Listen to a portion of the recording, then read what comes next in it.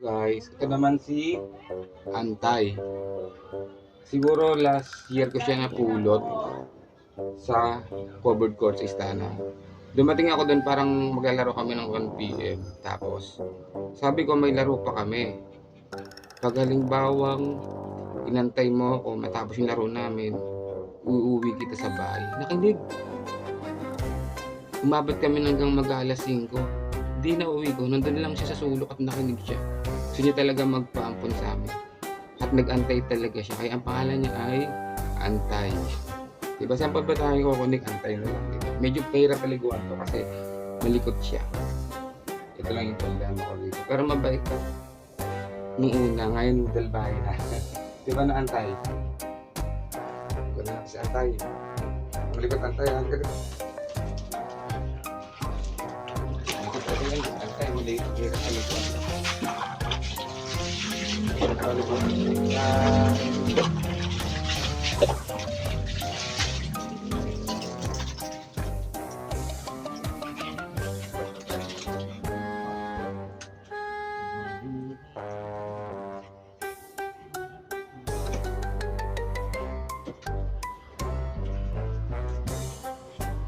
Kundi sa camera.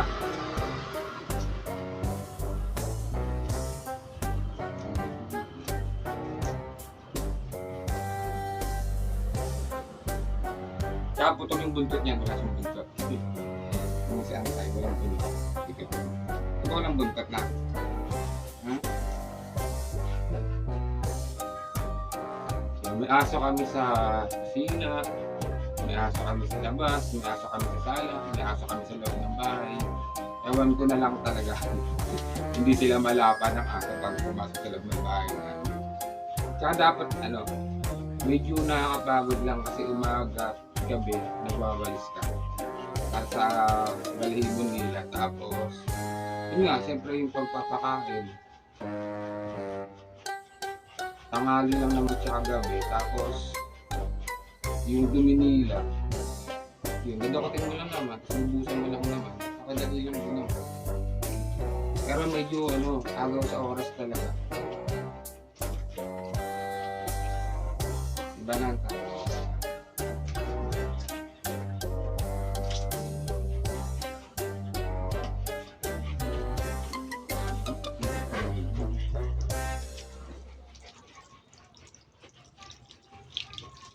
Ayaw na sinasagot sa mukha. Itong aso na to. Maligalig din siya. Ay nako. Ano na. Ito.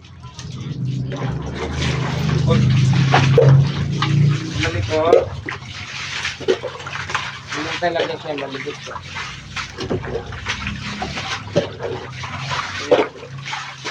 Lalo na nung unang to. May kapapaliguan to. Sabon na sabon. Ay lang. Langani. Mabadali ka nga ni.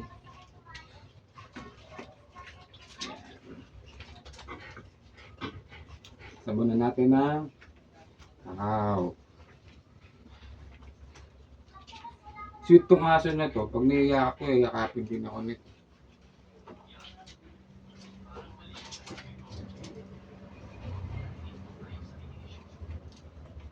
Tsaka may almusal, tinapay. May merienda rin, tinapay.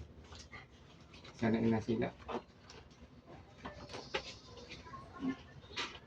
Na. Tubig na.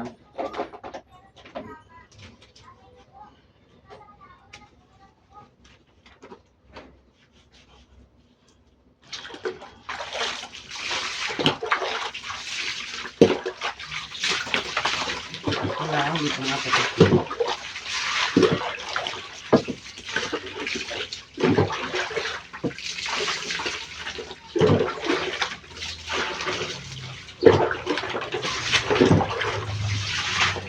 Atas pa.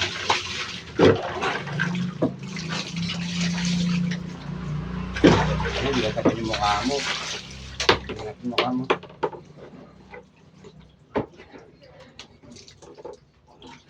Ayaw niya magpasabon mo ka.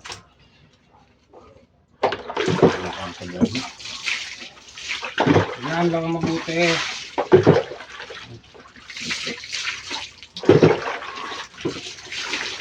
Sabi